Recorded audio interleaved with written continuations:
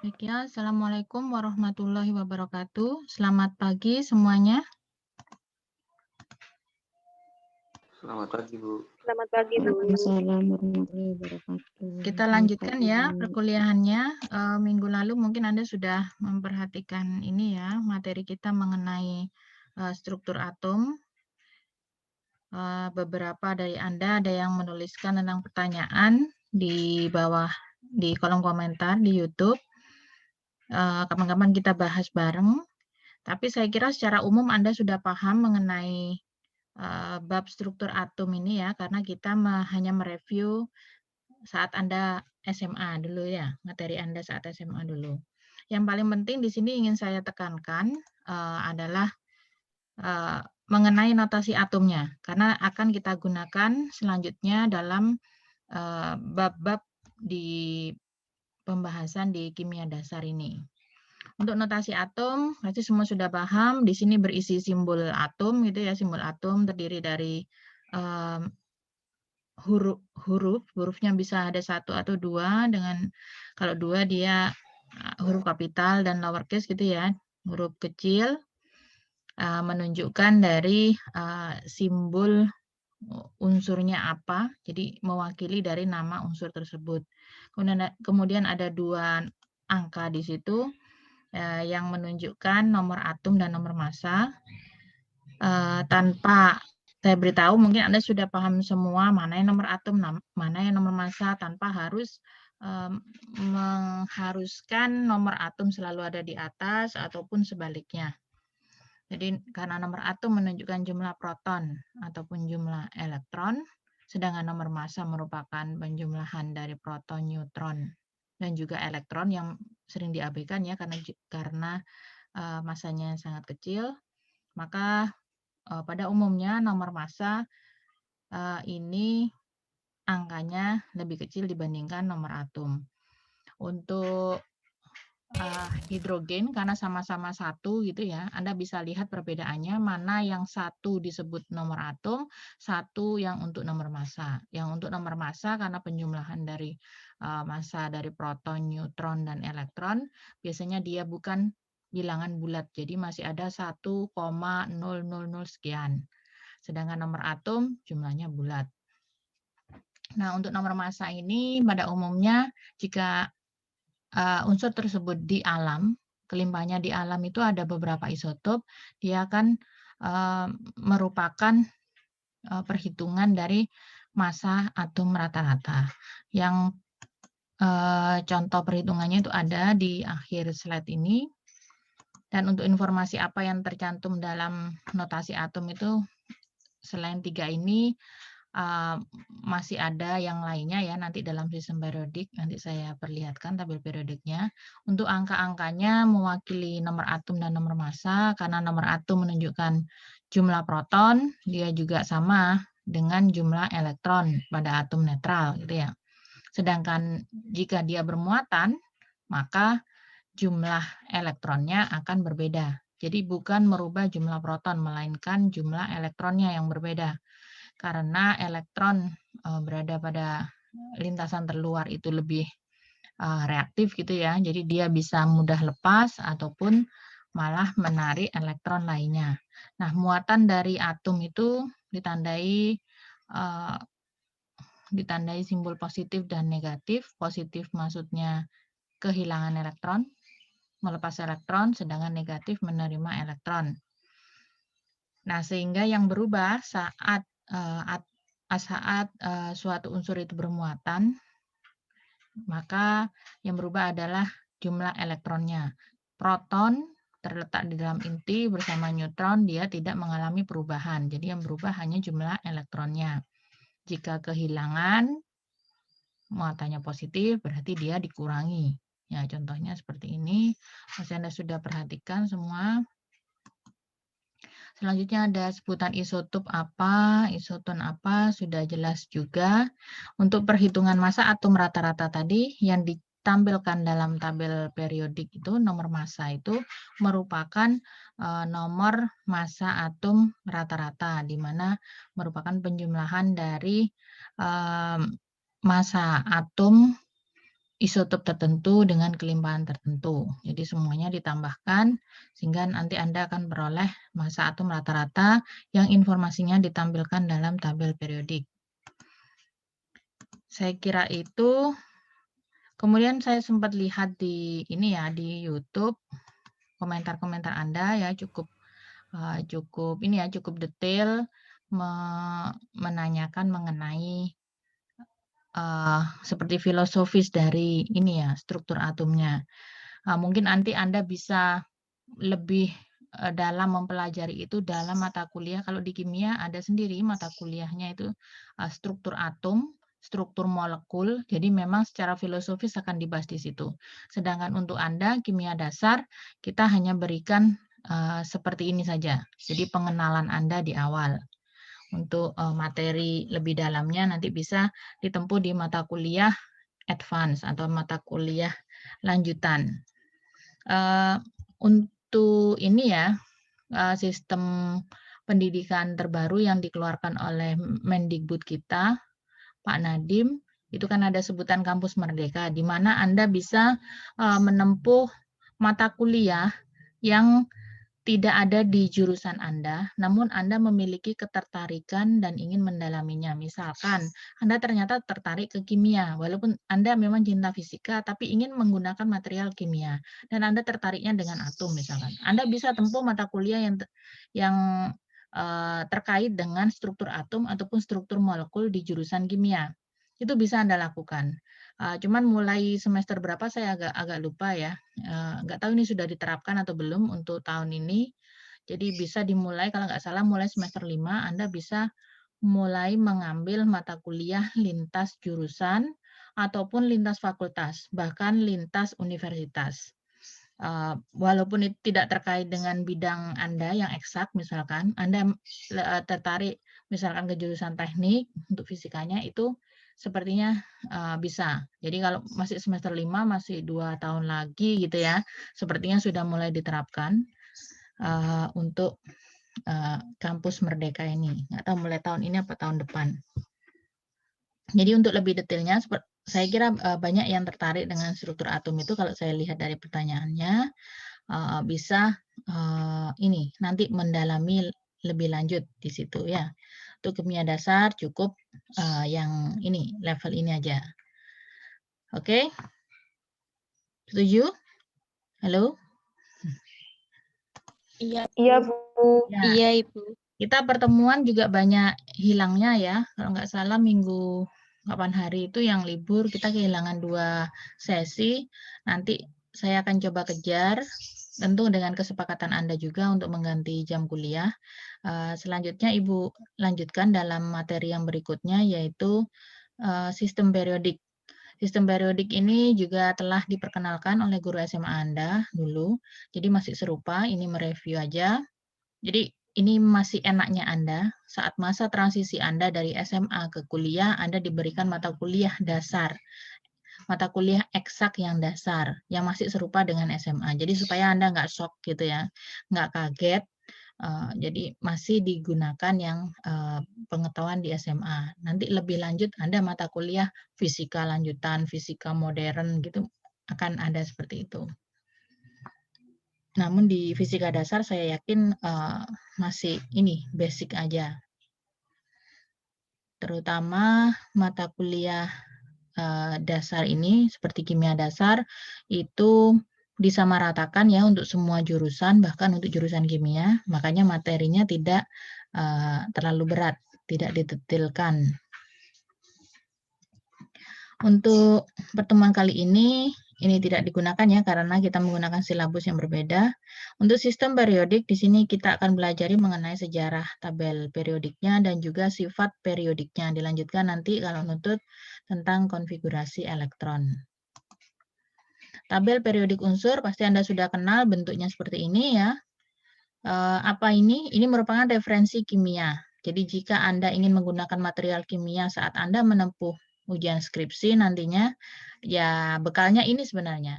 Orang kimia kemana-mana pegang ini aja sudah cukup, karena ini memang referensi kita di mana sudah mampu menampilkan informasi dasar dari masing-masing unsur tersebut. Apa aja informasi dasar tersebut? Sebelum itu mungkin kita masuk ke dalam sejarahnya, gimana penyusunan tabel periodik pertama kali. Dia dibikin oleh Dmitri Mendeleev pada tahun 1869 ya. Dia saat itu mulai mengatur unsur-unsur yang sudah diketemukan, jadi yang sudah diketahui dalam bentuk tabel. Dan tabel tersebut berulang setiap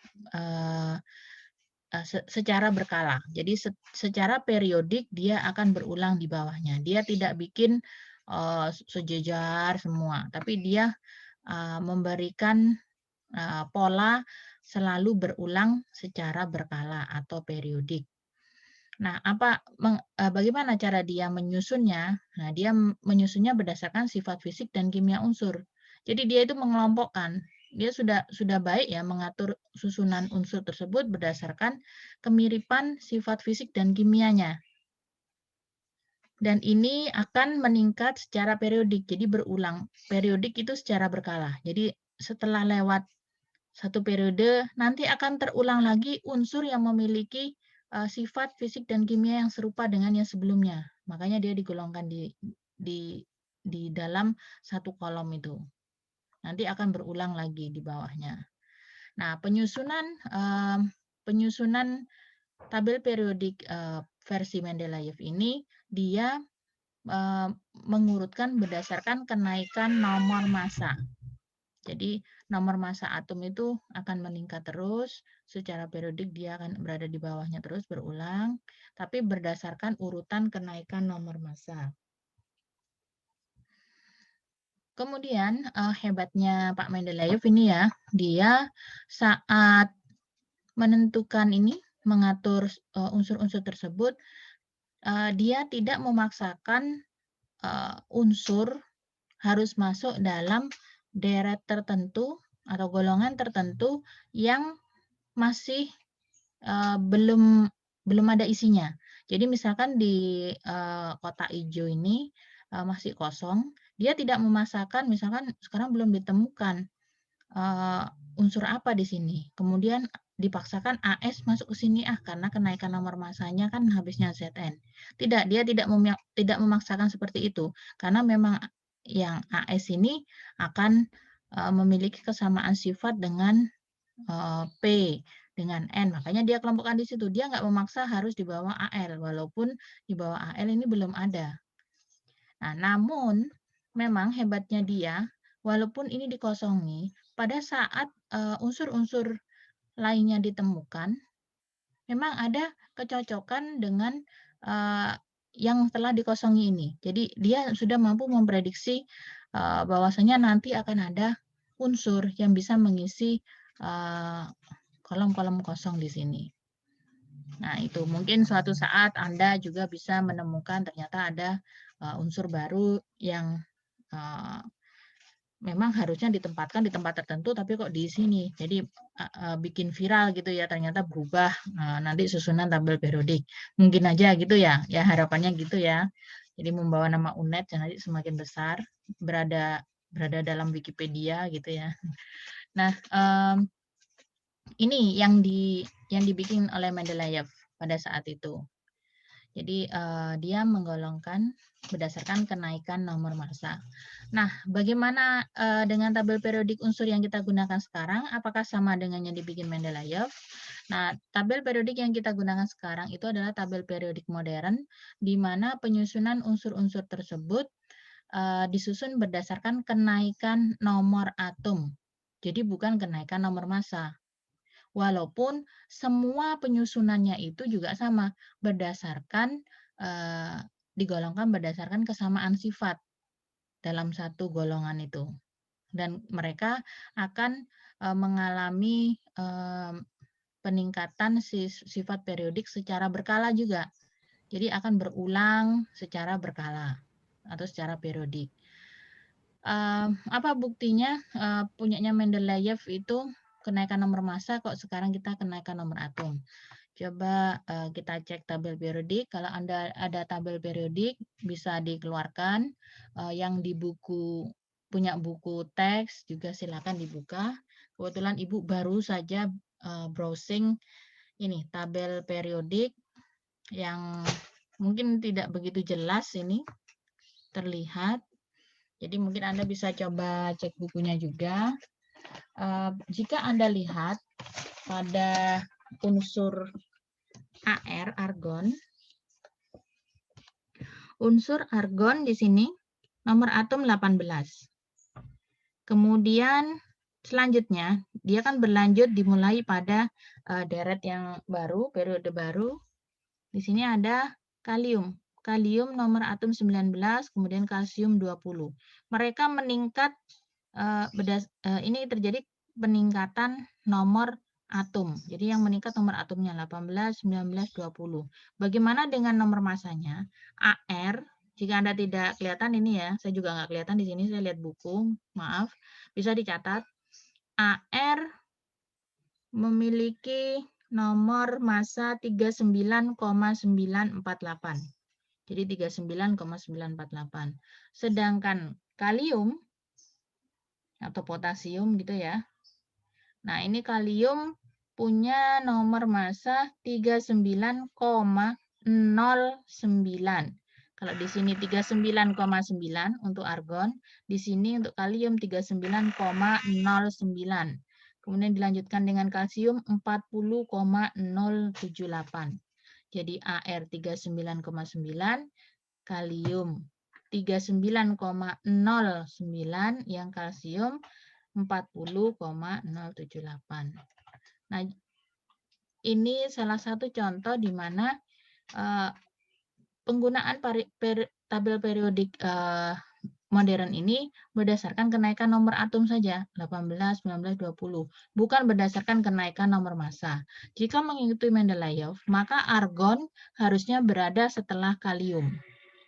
Faktanya, kalium tidak bisa dimasukkan lebih awal mendahului argon dan dimasukkan dalam golongan 8. Karena kalium berbeda sifatnya dengan golongan dari gas mulia ini. Kalium padatan berupa logam, sedangkan di sini berupa gas mulia gitu ya. Argon juga tidak bisa dipaksakan berada di golongan 1A, berada setelah kalium. Jadi kalau ditukar gitu ya.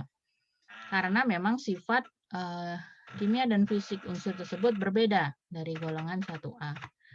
Karena itulah makanya ini salah satu poin dalam menentukan perbedaan tabel periodik Mendeleev dan juga tabel periodik modern. Ada beberapa unsur lainnya bisa Anda cek di golongan logam transisi nanti ya. Saya lupa ini tembaga dan seng apa mana ya? Nah, bukan. Saya agak lupa di mana ada di situ golongan logam transisi yang dia memiliki ini juga. Oh, ini kobalt dan nikel. Kobalt itu 58,9, nikel 58,6. Jadi di sini kobaltnya 58,9, di sini 58,6. Jadi terjadi penurunan nomor massa. Tapi untuk tabel periodik modern hanya berdasarkan kenaikan nomor atom.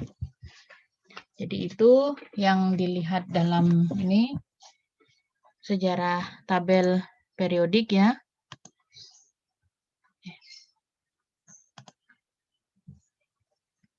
Tabel periodik ini mampu mempermudah kita dalam membandingkan sifat unsur yang satu dengan yang lain. Karena apa? Mereka digolongkan berdasarkan kesamaan sifat fisika dan kimia unsur. Jadi dalam golongan 1A sifatnya serupa, golongan 2A serupa, 7A juga sama, 8A juga ya. Jadi ini akan mempermudah kita untuk menentukan sifat dari unsur tersebut. Argon nanti penanganannya akan sama dengan krypton, sama dengan xenon. Nah, untuk penyebutan periode dan golongan harusnya Anda juga sudah paham ya. sudah paham sekali bahwasanya periode adalah yang posisinya horizontal, ya, mendatar. Untuk yang kolom ini menunjukkan golongan.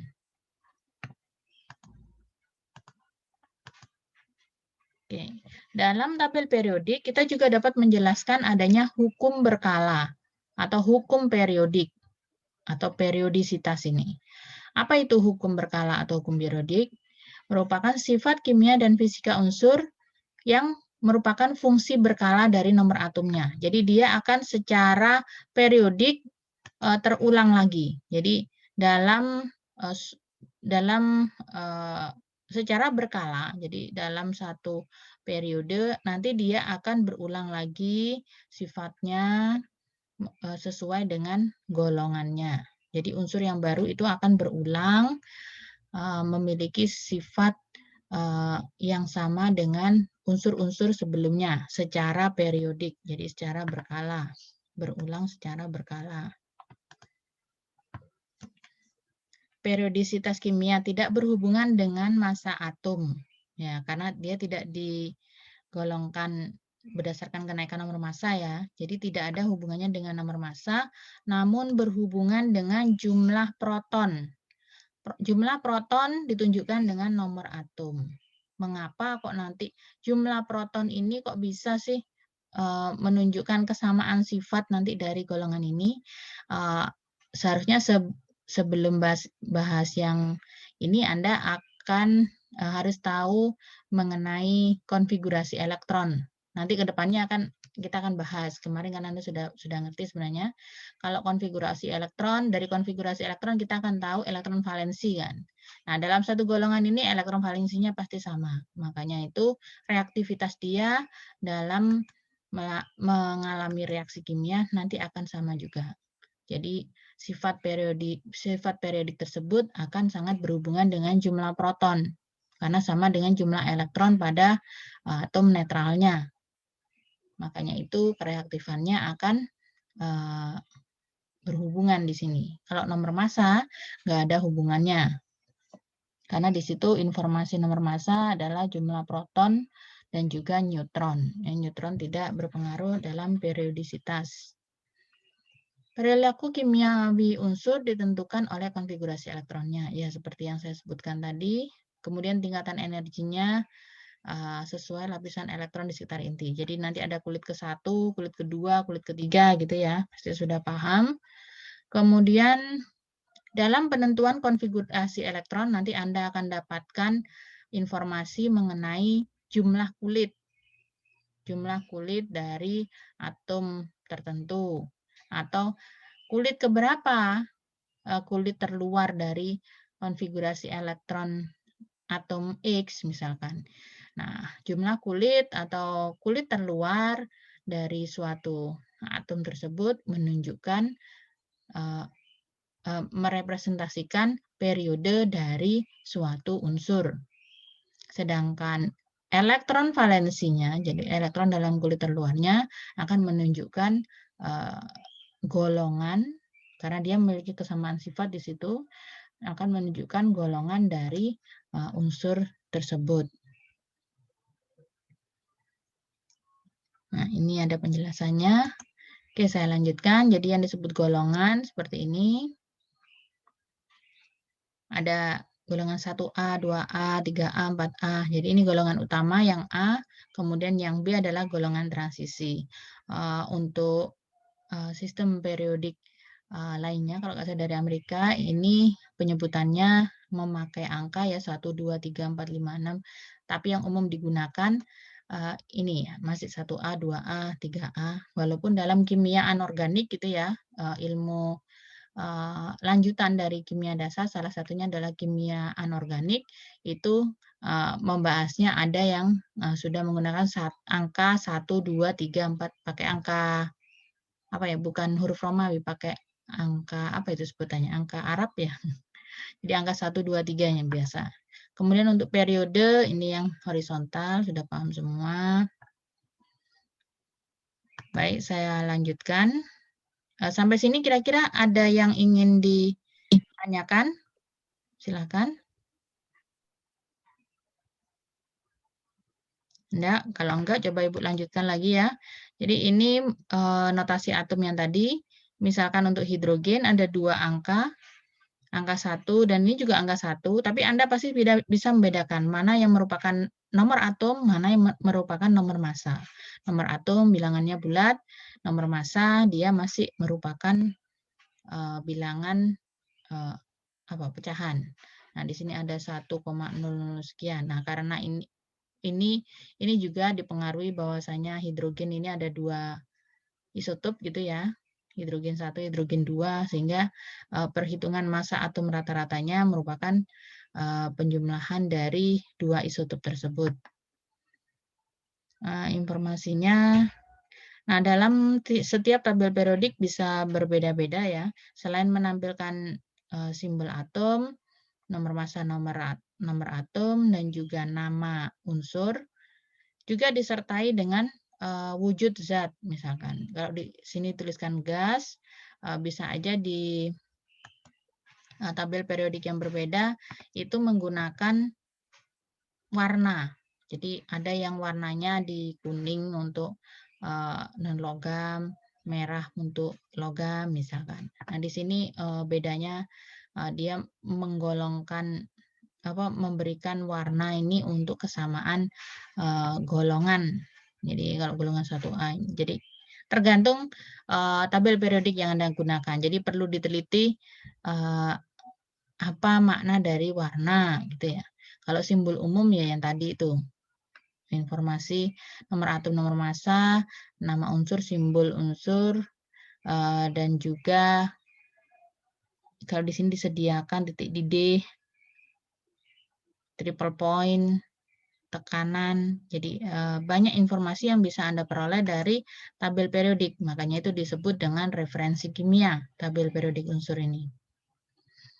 Nah, beberapa sifat yang ada dalam tabel periodik tersebut disebut dengan sifat periodik. Di antaranya adalah sifat logam. Jadi sifat logam juga bisa dijelaskan dalam tabel periodik secara umum bagaimana. Jadi sifat logam pengelompokannya juga ada. Logam itu unsurnya padatan pada suhu kamar. Nah, golongan yang mana yang merupakan logam? Anda pasti tahu dia berada di sebelah kiri tabel periodik, sedangkan yang non-logam berada di sebelah kanan. Kemudian di antara logam dan non-logam itu secara diagonal terdapat unsur-unsur metaloid. Jadi dia memiliki sifat kimia dan fisika yang merupakan intermediate, jadi antara logam dan non-logam. Jadi secara diagonal ini adalah metaloidnya. Logam di sini, non-logam di sini. Jadi tren dalam sifat periodik dalam sistem periodik tersebut bisa Anda baca juga atau Anda ulang dari SMA bahwasanya sifat logam, jadi karakter logam dari unsur-unsur dalam tabel periodik dalam satu golongan dari atas ke bawah semakin besar. Dalam satu periode dari kanan ke kiri juga semakin besar. Jadi maknanya golongan 1A ini merupakan golongan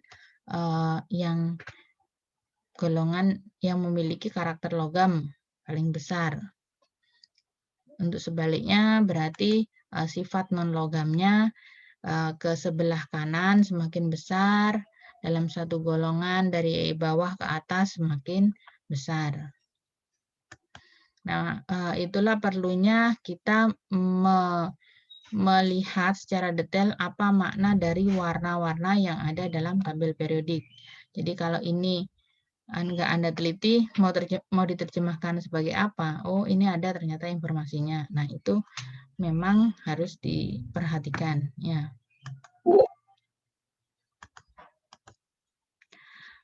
Selanjutnya untuk fokus ke masing-masing golongan, ada sebutan dari golongan logam alkali. Golongan logam alkali ini golongan 1A, dia memiliki 1 elektron valensi, ya, 1 elektron pada kulit terluar. Secara fisik dia terlihat mengkilat seperti lempung, namun dia mudah dipotong. dia juga memiliki ini kelebihan dalam hal emisi gitu ya. Dia mengeluarkan cahaya, energi berupa cahaya. Jadi jika dibakar, dia akan mengeluarkan cahaya tertentu, emisi cahaya tertentu, misalkan untuk natrium kuning, agak orange, kemudian litium merah gitu ya. Makanya dia dibuat sebagai salah satu bahan dalam membuat fireworks itu ya, kembang api, biasanya pesta kembang api ya, ledakan-ledakan dari ini golongan logam-logam alkali. Golongan logam alkali ini sangat reaktif, dia bereaksi kuat dengan air. Kemudian dia paling sering berada dalam bentuk gabungan dengan unsur lainnya, berikatan dengan unsur lain. Misalkan Na, karena dia memang nggak stabil ya, Na memiliki satu elektron valensi, dia cenderung melepas, membentuk ion Na+, membentuk garam NaCl misalkan. Logam lainnya yaitu logam alkali tanah, dia di alam diketemukan dalam bentuk bebas, tidak berikatan dengan atom lainnya. Mereka punya 2 elektron yang isinya diantaranya magnesium, kalsium, berilium gitu ya. Kemudian setelah golongan 2A di sini terdapat yang warna biru, ini adalah golongan logam transisi. Golongan logam transisi disebut juga golongan B gitu ya. Di antaranya logam-logam seng, tembaga, nikel gitu. Logam-logam ini merupakan penghantar panas dan listrik yang sangat baik. Jadi biasanya di fisika digunakan sebagai material penelitian, tugas akhir bagi mahasiswa. Mengapa misalkan kok besi, tembaga gitu ya, penghantar, mengapa silikon gitu ya. Jadi dia memiliki sifat good conductor, mengapa? Jadi ada apa ya? Saya juga nggak begitu paham kalau di fisika gitu ya. Ada pita kosong gitu ya. Pita kosong yang membuat dia aktif sehingga mampu menghantarkan listrik misalkan. Nanti Anda bisa pelajari itu lebih detail di fisikanya apa ya, saya juga nggak tahu. Kalau di kimia ada juga yang seperti itu membahas, yaitu kimia anorganik. Saya jarang menggunakan karena saya berada di bidang kimia organik, jadi yang organiknya. Nah, untuk logam transisi ini dia memiliki elektron valensi yang beragam ya, karena keberadaan kulit D tersebut yang tidak penuh biasanya. Nah, di situ mengakibatkan dia itu jika membentuk kompleks, biasanya ya senyawa berikatan dengan atom lainnya membentuk suatu senyawa kompleks, itu menjadi memiliki ini warna yang beragam. Jadi kadang bisa merah, kadang bisa orange, kadang bisa hijau. Padahal unsur utama yang digunakan sama, misalkan sama-sama Cu. Cu ada Cu+, Cu2+. Kemudian Fe2+, Fe3+. Nah, itu mereka memiliki dalam bentuk ionnya, jadi bilangan oksidasi tertentu karena adanya elektron valensi yang berbeda, itu bisa membentuk warna yang berbeda karena ada hubungannya dengan energi absorpsi, jadi membuat dia tereksitasi, kemudian saat dia kembali lagi ke ground state-nya, dia akan melepaskan energi berupa emisi cahaya. Sehingga banyak logam transisi yang juga digunakan sebagai bahan untuk pembuatan cat gitu ya. Kemudian logam-logam transisi ini umumnya juga mudah bereaksi dengan oksigen membentuk oksidanya. Jadi seperti besi gitu ya. Jika dia lama kontak dengan oksigen, dia bisa membentuk Fe2O3 misalkan ya, besi oxide. Maksudnya adalah besi yang berkarat di situ. Jadi mereka reaktif terhadap oksigen untuk membentuk oksida. Selanjutnya golongan 3A. Jadi setelah golongan transisi itu, golongan B yang banyak, itu terdapat golongan 3A. Golongan 3A disebut juga golongan boron karena unsur yang berada di atas sendiri itu adalah boron. Mereka memiliki 3 elektron valensi, makanya dikelompokkan dalam golongan 3A gitu ya. Kemudian di dalam golongan 3A ini sudah dimulai terdapat adanya metaloid, yaitu boronnya sendiri. Nanti secara diagonal dia juga membentuk golongan metaloid. Di dalam golongan 3A ini ada juga unsur, yaitu aluminium yang dia sangat melimpah di muka bumi.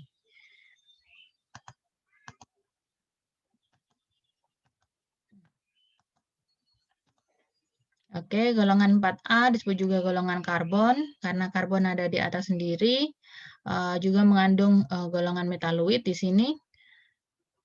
Kelihatan. Kemudian golongan karbon ini sangat melimpah di alam karena dia merupakan dasar kehidupan. Jadi dalam kimia organik, karbon ini utama. Dalam semua senyawa organik mengandung karbon dan hidrogen, makanya disebut dengan hidrokarbon gitu ya. Jadi dia sangat melimpah yang golongan 4A, yaitu karbonnya ini. Kemudian golongan 5A, di situ adalah nitrogen. Nitrogen ini menyusun 78% dari atmosfer kita. Jadi sangat banyak. Golongan 5A pasti punya 5 elektron valensi. Contoh lainnya adalah fosfor, arsen. Kemudian golongan 6A disebut juga golongan oksigen. Oksigen ada di atas sendiri, punya 6 elektron valensi.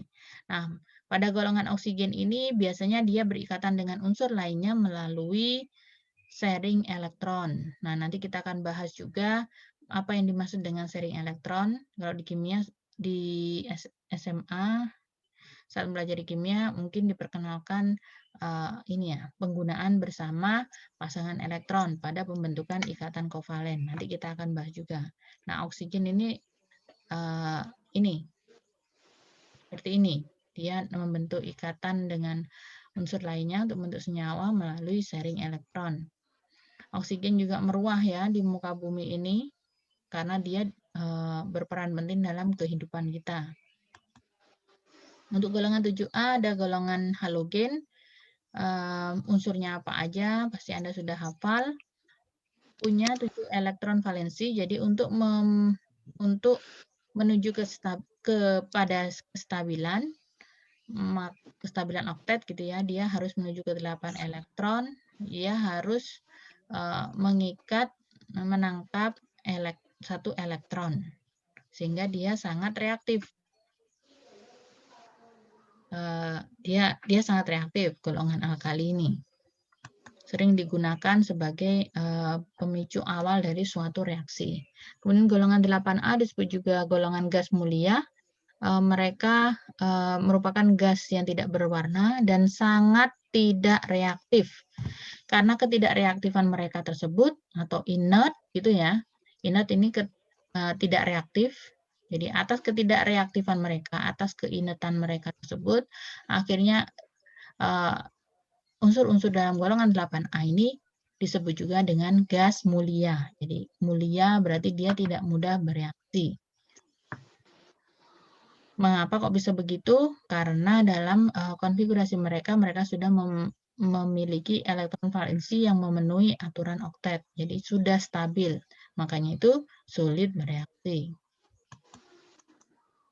Satu golongan lagi yang ada dalam tabel periodik dan sering terlihat itu adalah golongan tanah jarang.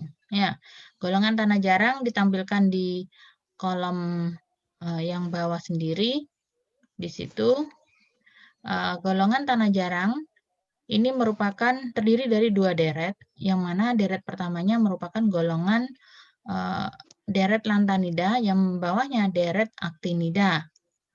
Deret aktinida disebut juga deret transuranium, yang maksudnya adalah man-made, berarti dia dibuat oleh manusia, buatan.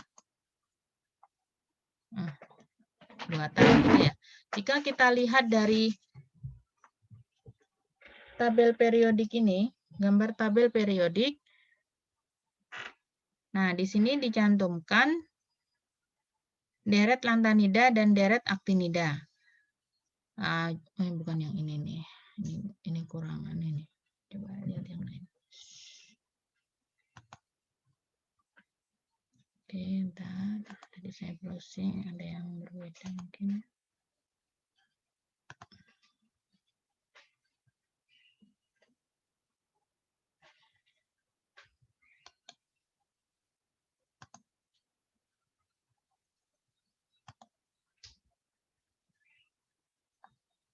Ya, bisa diperbesar. Oke, tapi kelihatan nggak di sini ya? Jadi ada dua deret di sini, yang satunya deret lantanida, satunya deret aktinida. Di mana mereka sebenarnya berada ya dalam tabel periodik. Tabel periodik sebenarnya intinya juga hanya ini saja, kotak yang ini saja. Yang bawah ini adalah kelanjutan dari unsur lantanum. Nah, unsur lantanum nomor atom 57. Tadi katanya Bu, dalam penyusunan tabel periodik modern berdasarkan kenaikan nomor atom. Tapi ini kok naiknya 57 ke 72? Emangnya nggak ada yang 58, 59? Kenapa kok bisa jauh banget? Ada, dia ada. Di bawah lantanum, di belakang lantanum yang nomor atomnya 57, ada cerium 58. 59, 60, sampai 71. Baru kemudian ada hafnium 72. Loh, ini gimana Masnya, Bu? Mereka golongan ini, unsur-unsur yang ada di sini, mereka memiliki kesamaan sifat dengan lantanum. Mereka hanya mengalami pengerutan jari-jari atom. Jadi di sini ada fenomena tertentu, Anda bisa cek nanti dalam golongan lantanida ada pengerutan jari-jari atom, sehingga sebenarnya dalam tabel periodik golongan lantanida ini penggambarannya ditaruh di belakang lantanum. Jadi ini harusnya dipotong, kemudian ditekuk-tekuk sesuai garisnya, disusun di belakang lantanum. Sehingga setelah lantanum muncul cerium 58, kemudian 59, sampai 71, baru kemudian lanjut ke 72. Kita tidak bisa memaksakan cerium masuk di golongan 4B, karena tidak sesuai sifatnya. Karena ini sesuai dengan lantanum, maka dia berada di balik itu. Makanya golongan deret ini disebut deret lantanida karena sesuai dengan unsur lantanum.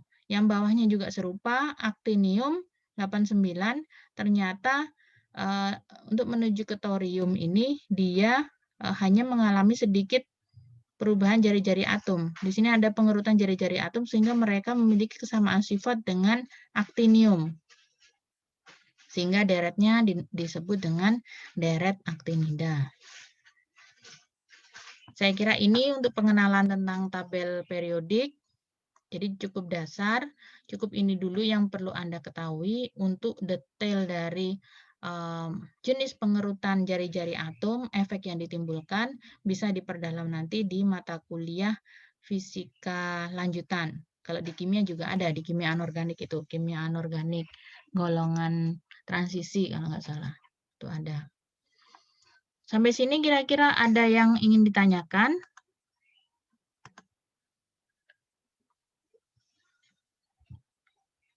Anda masih di sini kah? Atau Ibu ngobrol sendiri ini? Oh, masih di sini. Oke. Masih, Bu. Masih di sini, Bu. Masih, Bu. Ibu. Masih setia. Oke. Ibu lanjutkan ya kalau begitu ya. Masih gampang ya ininya materinya masih serupa. Nah, lanjut setelah Anda sudah kenal tabel periodik tadi, sifat periodik apa saja yang bisa kita ceritakan dari tabel periodik tersebut? Mungkin Anda sudah pernah tahu banyak macamnya. Apa aja diantaranya sifat periodik itu? Sifat-sifat periodik yang bisa dilihat dalam tabel periodik itu trennya, karakteristiknya itu apa aja? Sifat apa aja? Ada jari-jari atom, Bu. Jari-jari atom, terus? Terus ada afinitas elektron, bisa juga. Terus? Terus Elektron. Yang lain? Elektronegatifan, Bu. Elektronegativitas, ya, keelektronegatifan. Siapa lagi? Energi ionisasi bisa, Bu. Energi ionisasi. Ya, saya kira Anda semua juga sudah paham ya. Mungkin enggak ada kesempatan ngomong ini ya. Kalau di kelas mungkin bisa rame gitu ya, saut-sautan. Baik, satu-satu kita bahas mengenai jari-jari atom. Fenomena jari-jari atom dalam tabel periodik dijelaskan bahwasanya dalam satu golongan, jadi saat Anda menjelaskan sifat periodik unsur, menjelaskannya ada dua macam. Yang pertama, Anda ceritakan karakternya dalam satu golongan. Dalam satu golongan, dari atas ke bawah, sifat periodik ini bagaimana? Itu yang pertama. Kemudian dalam satu deret, itu dijelaskan juga. Dalam satu deret, dalam satu periode, dari kanan ke kiri atau dari kanan kiri ke kanan atau kanan ke kiri gitu. Bagaimana? Ya. Jadi cara menjawabnya ada dua macam. Jika Anda ingin menjelaskan suatu sifat periodik unsur ya, dalam satu golongan dari atas ke bawah sifat ini bla bla bla. Dalam satu periode dari kiri ke kanan sifat periodik bla bla bla. Gitu ya.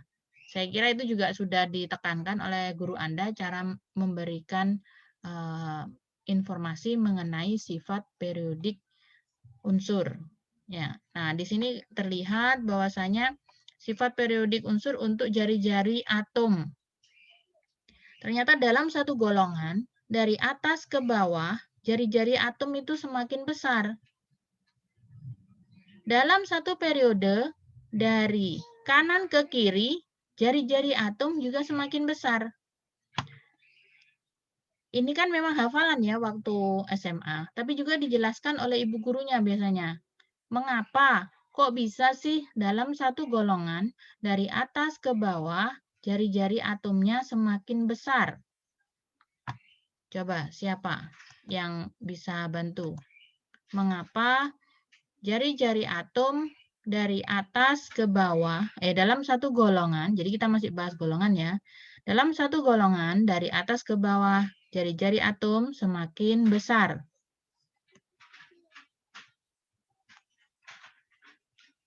Siapa mau coba jelasin?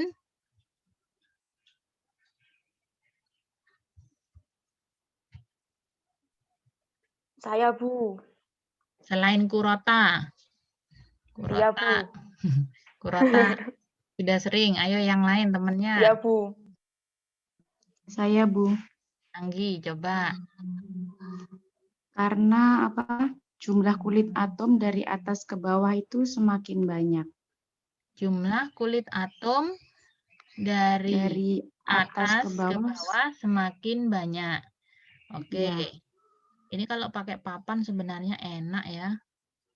Sayang di sini enggak. Coba kita lihat litium dan natrium. Litium 3, natrium 11. Oke.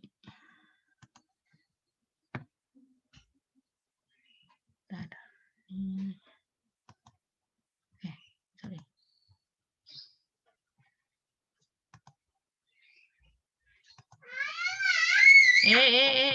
Bentar ya.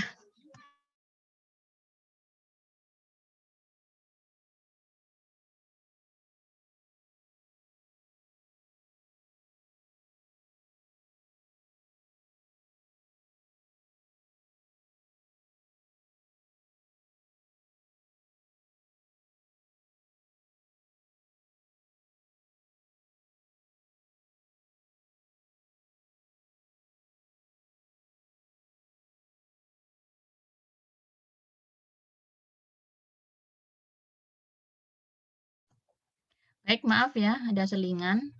Biasa sambil jagain anak-anak ini. Apa tadi? Oke, saya mau buat ini tulisan kira-kira bisa enggak ya? Kalau tadi ada litium. Litium itu 3 gitu ya. Kemudian berapa tadi satunya? Nggak bisa ini. Hilang dulu. Apa ini? Natrium 11. Oke.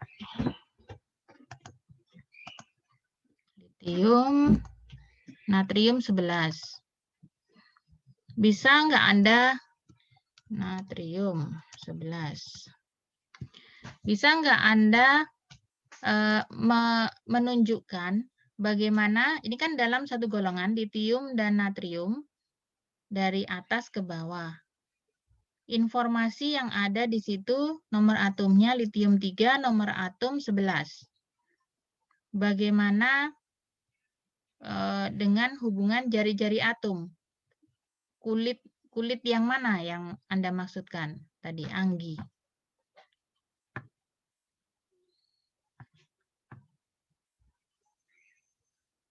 Halo? Iya, Bu.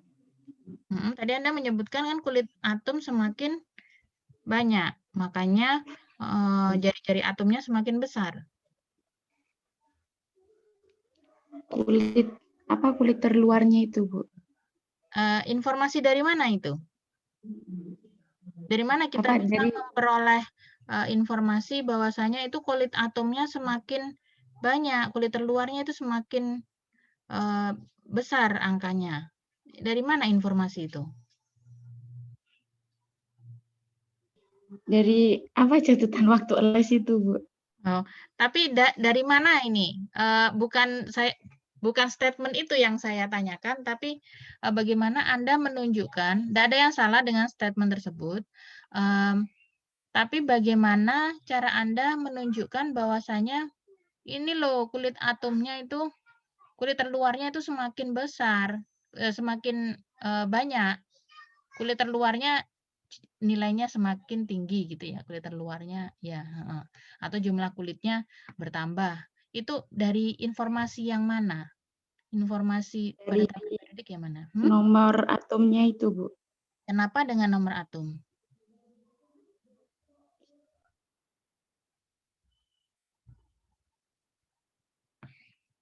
Ada apa dengan nomor atom?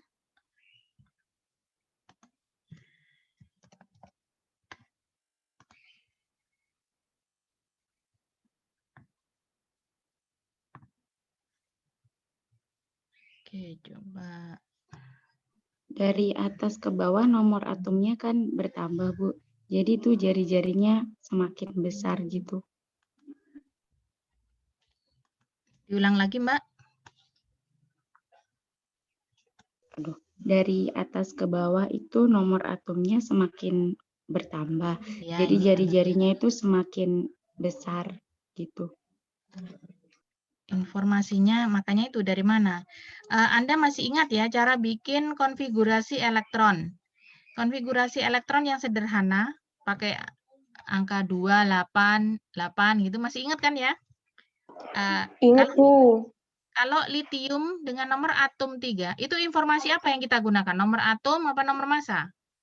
Pakai nomor atom, Bu. Nomor atom, karena nomor atom menunjukkan jumlah proton ataupun jumlah elektron, gitu kan? Nah, yang ingin kita bikin konfigurasi Iya, Bu. elektron, berarti harus tahu informasi berapa jumlah elektronnya. Nah, kalau litium nomor atomnya 3, berarti jumlah elektronnya 3.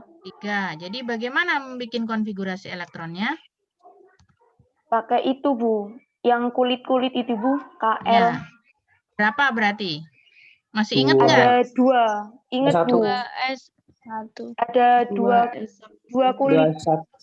2. Bagaimana ini konfigurasinya? Coba sebutkan konfigurasi elektron dari litium dengan nomor atom 3.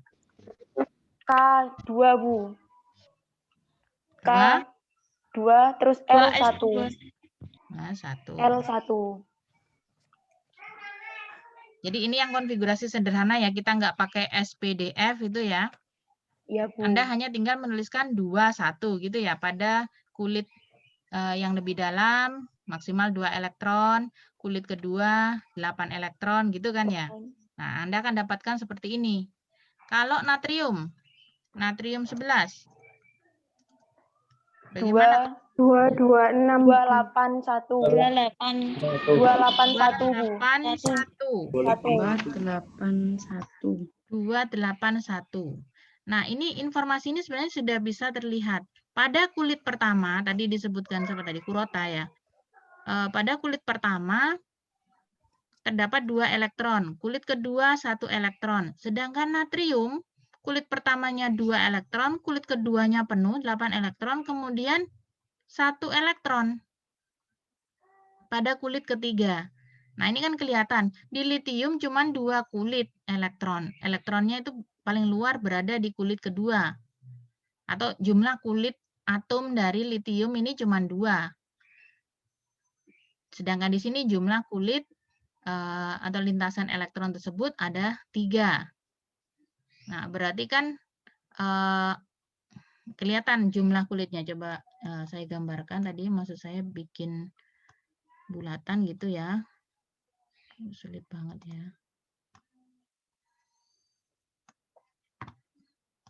Nah, di sini ada 2 elektron pada kulit 2. Di sini hanya ada 1 elektron. Sebaliknya, coba.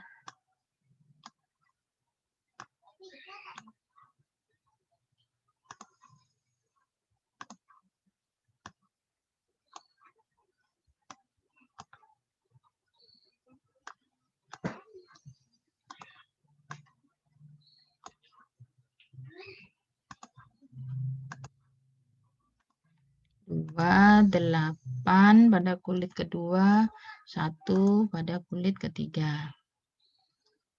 Jadi penggambarannya juga nggak sejelek ini ya lintasannya. Harapannya Anda paham lah, ini gambarnya nggak rapi ya. Jadi pada litium terdapat 2 kulit elektron, di mana pada kulit pertama itu terisi 2 elektron, satunya yang kulit keluarnya 1. Di sini ada 3 lapisan, ada 3 kulit elektron. Nah, jari-jari atom itu apa? Itu harus dimengerti dulu. Siapa mau coba bantu Ibu? Apa jari-jari atom? Saya, Bu. Ya, silakan. Jarak dari inti atom hingga kulit terluar atom. Jarak dari inti atom ke kulit yang paling terluar. Iya, Ya, Bu. di sini. Oke.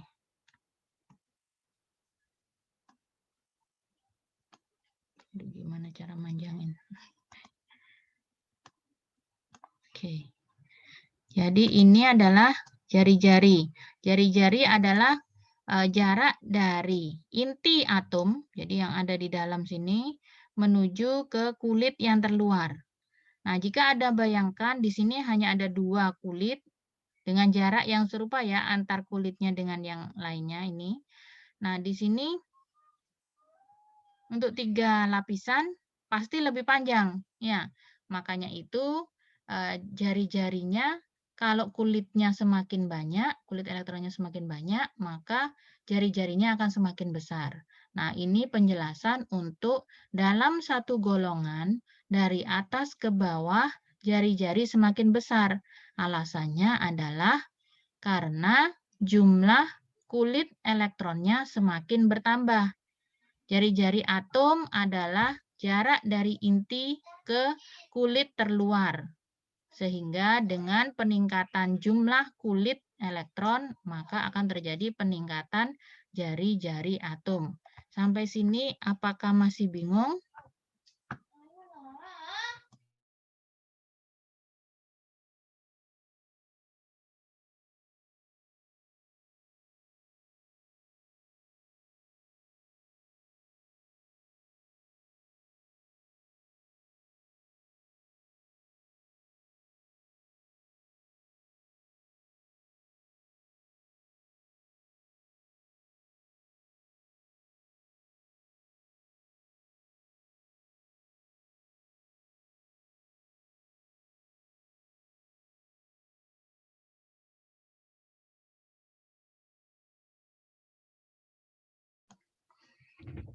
Oke, apa masih bingung sampai sini?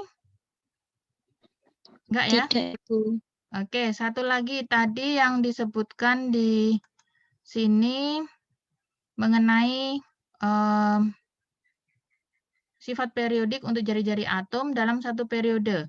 Dari kanan ke kiri, jari-jari atomnya semakin besar. Bagaimana itu penjelasannya? Siapa mau coba bantu Ibu? Saya, Ibu. Juwita, oke silakan. Dari kanan ke kiri memiliki jumlah kulit tetap, tetapi muatan inti dan elektron pada kulit berkurang. Hal itu mengakibatkan gaya tarik-menarik antar inti dengan kulit elektron yang semakin berkurang sehingga jari-jari atom bertambah. Coba kita lihat contohnya tadi apa ya?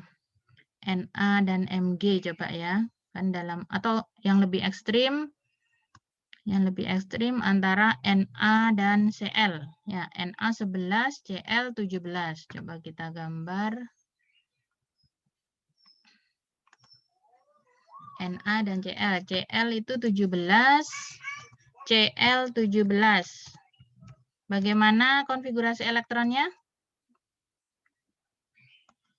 Cl 17, 2, 8, 7. Oke, sama dengan ini ya, sama dengan natrium 3 kulit. Yang berbeda hanya jumlah elektronnya pada kulit terluar.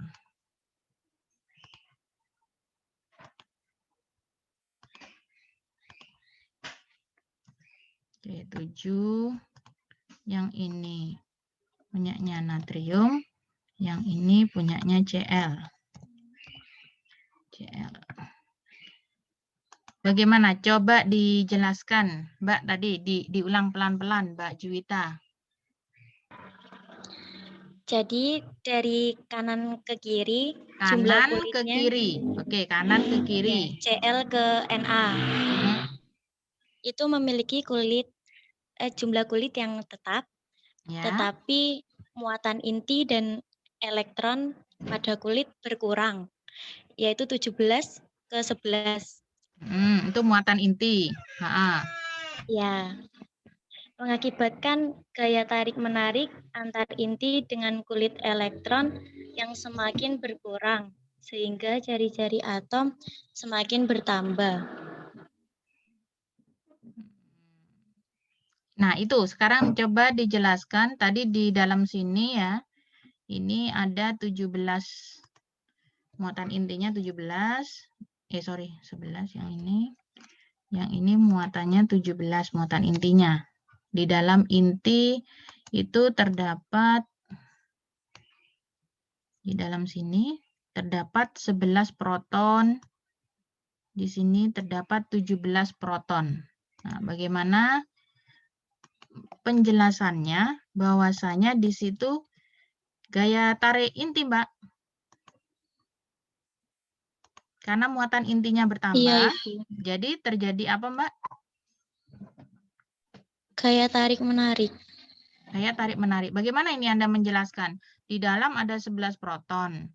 Kemudian karena di sini dalam kulit terluarnya hanya ada 1, dibandingkan dengan 17 proton yang ada 7. Bagaimana penjelasannya?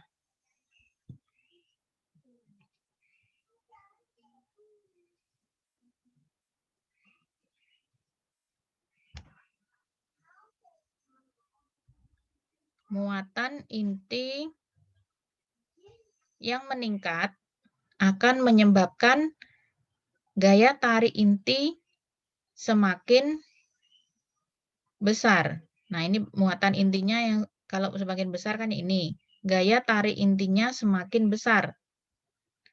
Gaya tarik inti itu apa, Mbak?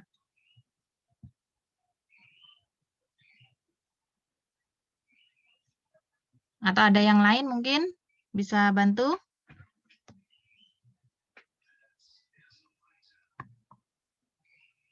Jadi di sini kan ada 11 proton. Di dalam inti itu ada 11 proton. Di sini di dalam inti ada 17 proton. dalam atom netralnya jumlah proton sama dengan jumlah elektron. Jadi jumlah elektronnya juga 11 yang tersebar dalam kulit pertama 2 elektron, kulit kedua 8 elektron, kulit yang terakhir kulit ketiga 1 elektron. Sedangkan di sini 17 proton dikelilingi 2 elektron, kemudian 8 elektron dan 7 elektron. Nah, ini sama dengan gaya tarik-menarik. Jadi jika di sini ada 11 proton yang menarik 11 elektron dibandingkan 17 proton yang menarik 17 elektron, itu bagaimana? Jadi gaya tarik intinya itu ada di sini.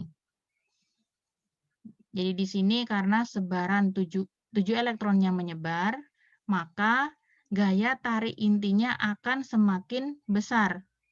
Proton ini akan semakin kuat menarik, karena yang jumlah yang narik juga banyak, yang tertarik juga banyak, tapi tersebar dalam lintasan tertentu. Sedang dibandingkan dengan ini, yang menariknya sedikit, yang ditarik cuma 1, tapi dia posisinya juga tidak ini ya, masih karena dia orbital memang, jadi gaya tariknya akan menjadi lebih rendah. Jadi di sini gaya tarik intinya itu semakin kuat.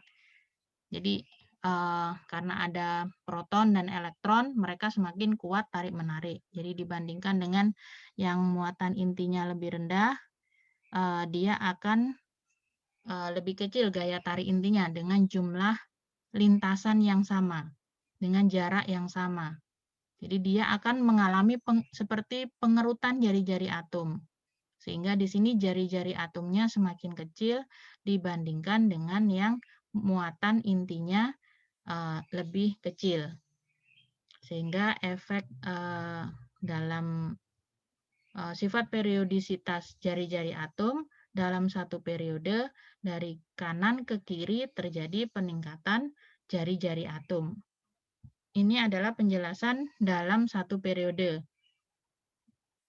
Sampai sini apakah paham? Paham, Bu. Oke, semoga yang lain juga sudah paham ya. Coba kita lihat lagi di sini. Nah, ini adalah jika dilihat dari penampakannya dalam satu periode. Coba ini. Ini dalam satu golongan yang ini.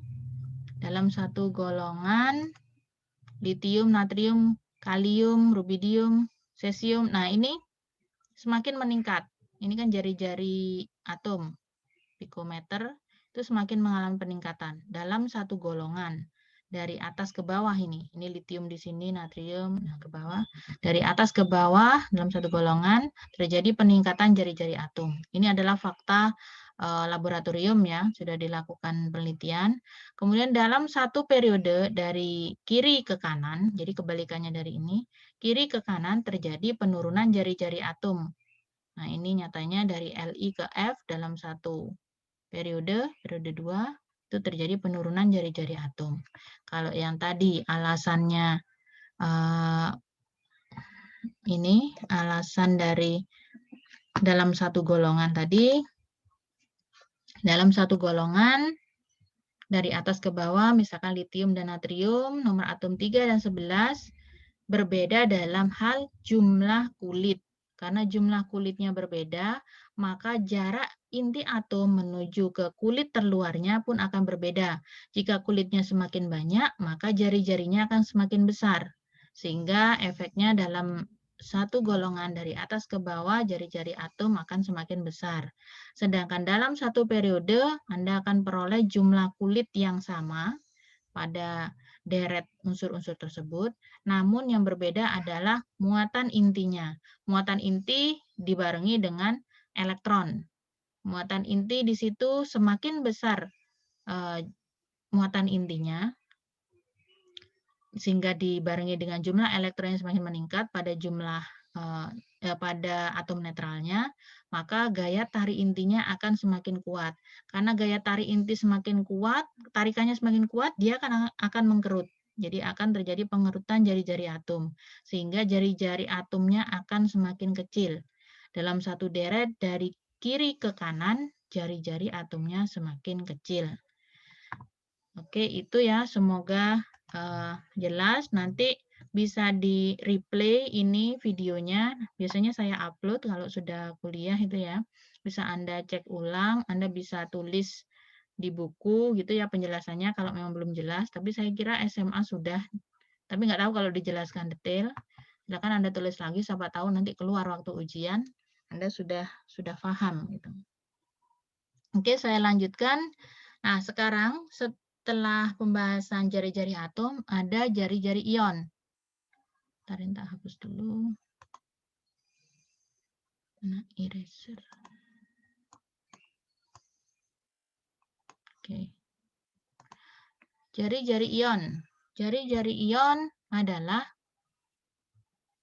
jarak antara inti dengan ion, dengan yang diisi oleh ion. Jadi jarak antar inti ion-ion tersebut. Jadi misalkan ionnya adalah Mg2+ dan O2-. Yang disebut jari-jari ion adalah jarak dari inti Mg2+ ditambah dengan jarak inti O2-.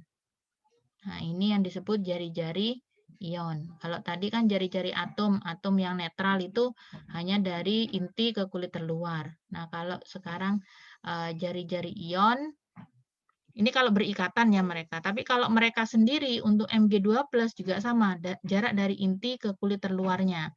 Sayangnya kalau dalam bentuk ion, berarti dia sudah bisa melepas elektron ataupun mengikat elektron. Jadi belum tentu sama dengan bentuk netralnya. Jadi nggak sama, bukan belum tentu. Pasti nggak sama dengan atom netralnya. Oke, sekarang ini sudah diberikan statement. Kation memiliki atom yang lebih kecil. Jadi ukuran atomnya lebih kecil karena adanya gaya tarik inti dari elektron sisanya lebih kuat. Ada yang bisa menjelaskan di sini. Jadi Mg2+ jika dibandingkan dengan Mg, atau kita pakai contoh ini aja, Na aja yang hanya punya satu elektron, Na natrium netral jika dibandingkan dengan natrium ion Na+, itu disebutkan di sini kationnya itu punya jari-jari yang lebih kecil dibandingkan atom netralnya. Na+, jari-jari ionnya lebih kecil dibandingkan jari-jari natrium yang netral. Itu kira-kira bagaimana penjelasannya? Siapa mau coba bantu Ibu?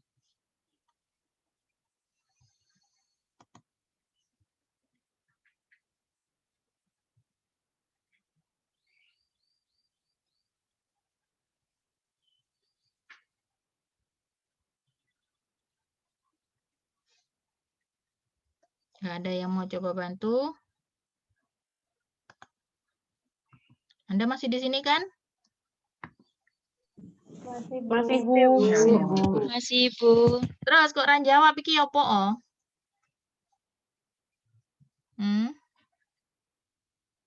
Nggak jawab kenapa? Nggak ngerti? Malu? Atau bagaimana? Nah, ini ya, kita sudah punya atom Na yang netral. Na yang netral punya 11 elektron. Kalau Na+, berapa jumlah elektronnya? 10. 10, Bu. 10. Jadi konfigurasi elektron dari ion Na+ itu bagaimana sekarang? 28. 28. Coba digambar gitu ya.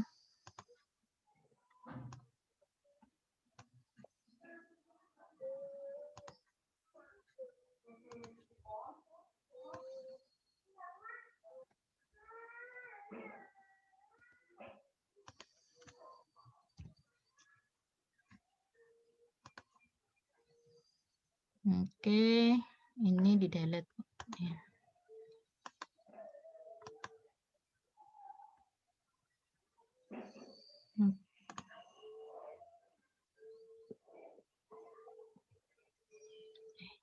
Bisa dikecilin. Oke, dalam.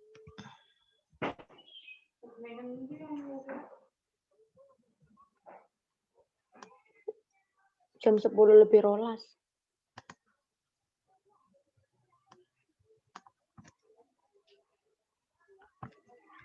Nah, ini untuk ion Na+. Ion Na+ berarti dia punya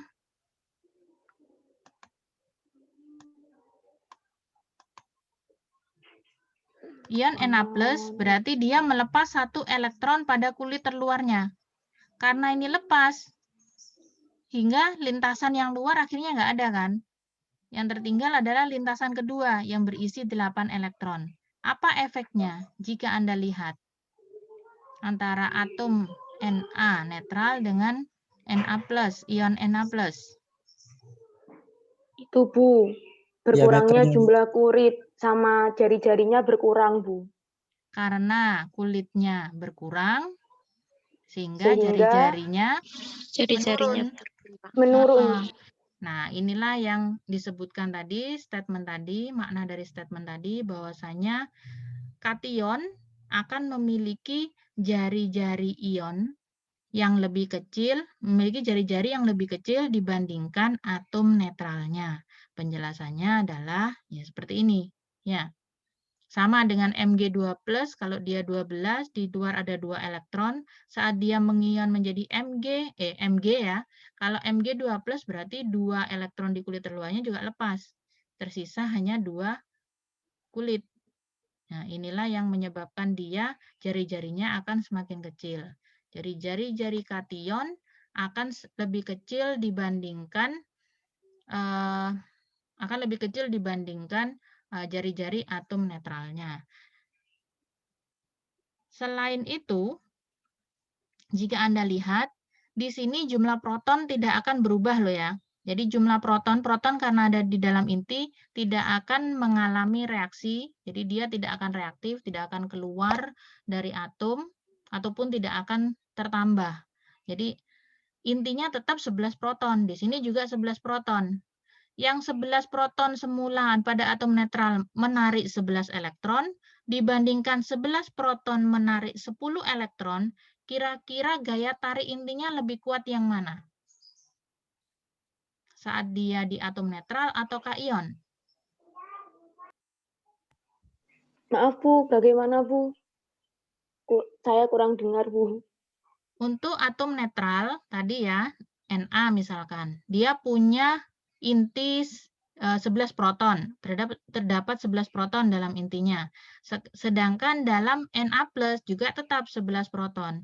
Cuman dalam atom netralnya, 11 proton ini akan menarik 11 elektron gitu kan. Gaya tarik intinya itu kan antara proton dan elektron. Proton berinteraksi dengan elektron. 11 proton berinteraksi dengan 11 elektron. Pada saat dia membentuk ion, 11 proton berinteraksi dengan 10 elektron. Mana yang gaya tarik intinya lebih besar? Yang bermuatan Bu, yang 11 menarik 10 proton. Iya, 11 menarik 10. Menarik 10. Jadi kan lebih kuat gaya tarik intinya. Akibatnya apa? Mereka akan lebih tertarik ke dalam. Nah, ini juga menyebabkan terjadinya penurunan jari-jari atom dari atom netralnya dengan atom yang bermuatan. Jadi cukup signifikan, kalau nggak salah, ini ada nggak ya informasinya? Oh, tidak ada.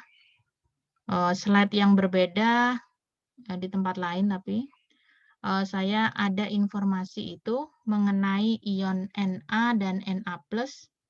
Kayaknya kalau membahas energi gizi nanti bisa dilihat lagi Anda. Ada atom Na dibandingkan dengan Na+. Jadi jari-jarinya itu terjadi penurunan yang sangat tajam. Ya, karena itu tadi alasannya. Jadi gaya tarik intinya semakin kuat karena jumlah elektronnya kan berkurang, jumlah kulitnya juga berkurang. Nah, kemudian untuk kasus anion. Anion memiliki jari-jari atom yang lebih besar dibandingkan atom netralnya. Kira-kira bagaimana penjelasannya? untuk anion. Atom bermuatan negatif. Cl, saya bikinkan yang Cl min, coba.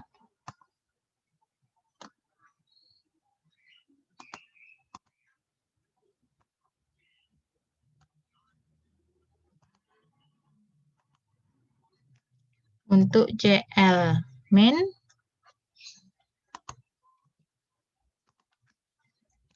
berapa jumlah elektronnya Cl min? 18.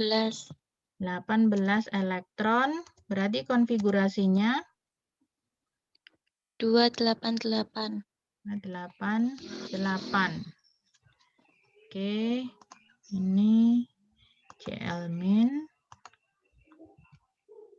Yang sini jumlahnya 8. Kira-kira bagaimana penjelasannya? Kok bisa sih dalam atom bermuatan negatif, jari-jarinya lebih besar dibandingkan jari-jari atom netralnya? Pakai contoh ini aja, Cl dan Cl min.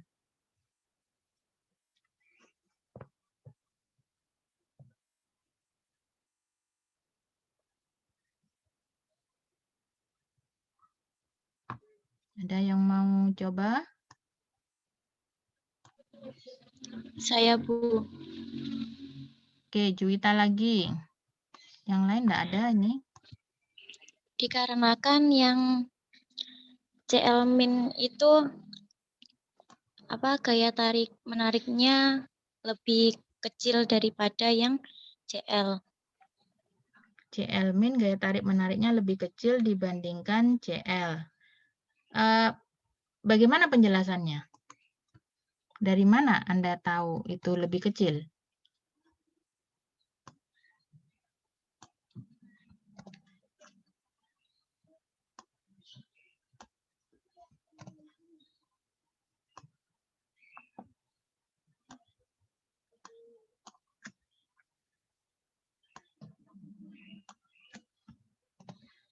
Juwita? Iya, Ibu, sebentar. Yang lain mungkin mau coba bantu Juwita mendukung statementnya bagaimana?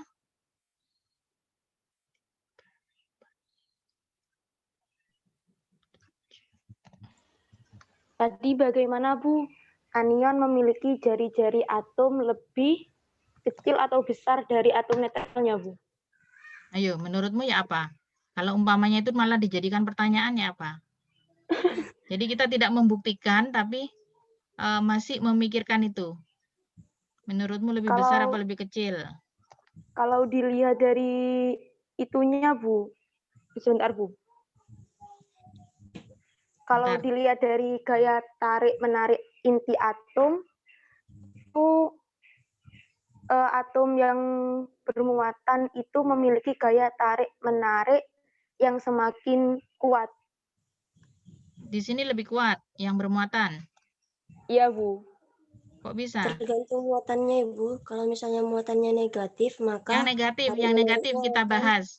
Yang negatif gimana? tarik menariknya akan lebih sulit, Ibu. Karena muatan negatifnya itu bertambah, sedangkan protonnya itu semakin lebih sedikit daripada elektronnya. Jadi ketika proton mau menarik elektronnya terlalu banyak, jadi sulit untuk ditarik. Ya, jadi kita pikirkan yang tadi, gaya tarik inti juga di sini. Di sini pada atom netralnya ada 17 proton, menarik 17 elektron. Sekarang pada saat dia bermuatan negatif, membentuk anion, 17 proton dipaksa untuk menarik 18 elektron. Kan terlalu berat dia. Nah, dia akan, gaya tarik intinya akan menjadi lebih lemah. Nah, efek lainnya apa? Semula pada kulit terluarnya ini hanya terisi 7 elektron. 1, 2, 3, 4, 5, 6, 7. Mereka akan tersusun dalam sistem tertentu. Ibu, off sebentar ya. Coba Anda lihat ini sambil pikirkan. Ini ngangkat jemuran, hujan. Bentar. Oke, Bu.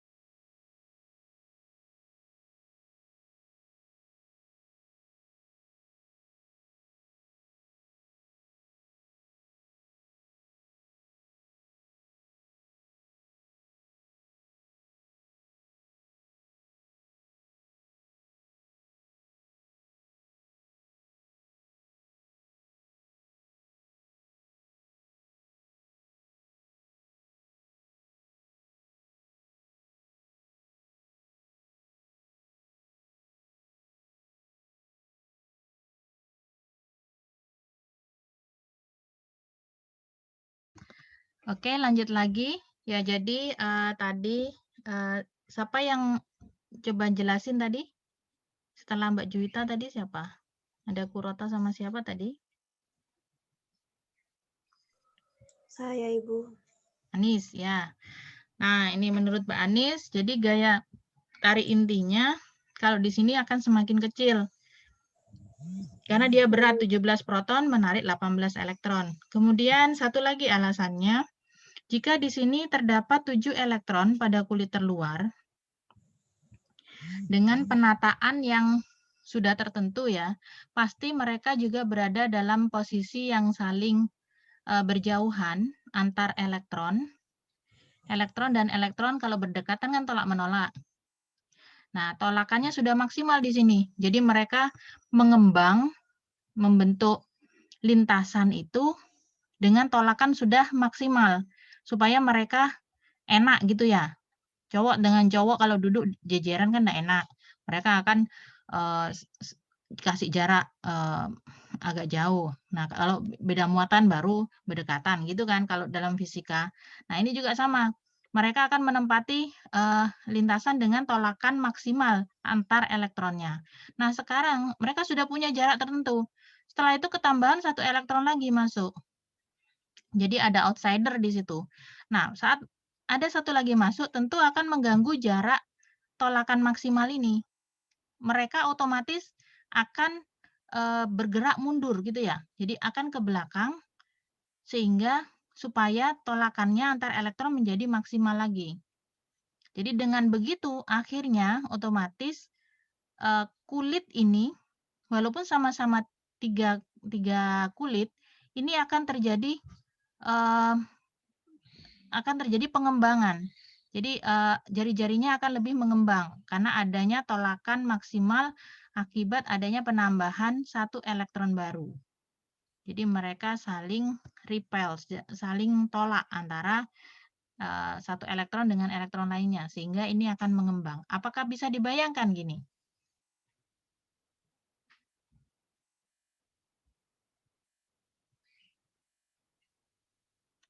Sudah bisa dibayangkan apa belum? Bisa, Ibu. Bisa. Ya, jadi di sini karena hanya 7 elektron, tolakan maksimalnya akhirnya menghasilkan lingkaran dengan radius tertentu. Sedangkan setelah ketambahan 1 elektron lagi, karena mereka saling tolak-menolak, akhirnya ini akan mengembang. Radiusnya akan menjadi lebih besar. Ya, semoga ini penjelasannya Anda lebih paham. Jadi bedanya saat dia kehilangan elektron dan ketambahan elektron, efeknya terhadap jari-jarinya. Semoga lebih paham. Muhammad Fahru Rozi, apakah paham? Insya Allah, Bu. Ramesti?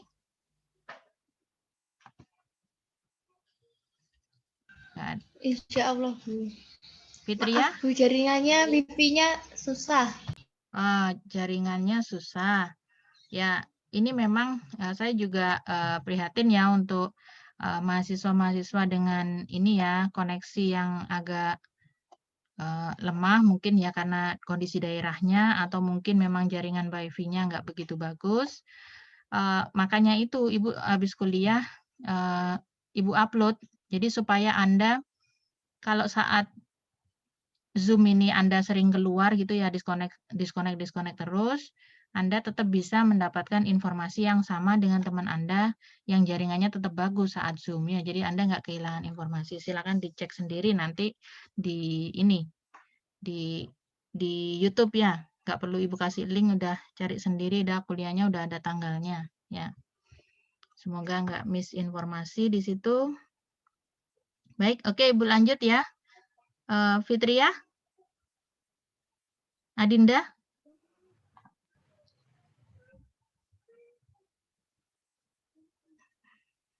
Kadang saya iseng manggil supaya anak Anda memang ada enggak di sini? Ada jawaban enggak? Takiarsat. Masih di sini Anda? Enggak. Masih di sini, Bu. Oh, masih di sini. Oke, terima kasih tetap setia ya di channel kita. Oke, ini ya. Ini penjelasannya juga ada di sini, Anda bisa baca nanti. Materinya juga sudah saya upload kalau nggak salah. Oke, ini jam berapa? 10.29. Nah, untuk sifat periodik lainnya, silakan Anda baca dulu. Sebelum menjelaskan mengenai pola periodisitas tersebut, Anda pahami dulu makna dari sifatnya. Jadi seperti jari-jari atom tadi. Sifat jari-jari atom dari atas ke bawah dalam satu golongan semakin besar misalkan. Nah, jari-jari atomnya sendiri apa? Itu dulu dipelajari. Baru nanti Anda bisa menjelaskan fenomena ini. Begitu juga dengan jari-jari ion. Nah, tadi Anda sudah menyebutkan macam-macam sifat periodik, yaitu energi ionisasi, keelektronegatifan. Anda bisa pelajari itu dulu supaya bisa menjelaskan fenomena dalam tabel periodik bagaimana. Untuk kuliah saat ini mungkin saya akhiri dulu. Kita ketemu lagi besok ya. Baik, saya akhiri kuliahnya. Terima kasih atas perhatiannya. Assalamualaikum warahmatullahi wabarakatuh. Waalaikumsalam. Warahmatullahi wabarakatuh. Terima kasih, Bu. Terima kasih, Bu.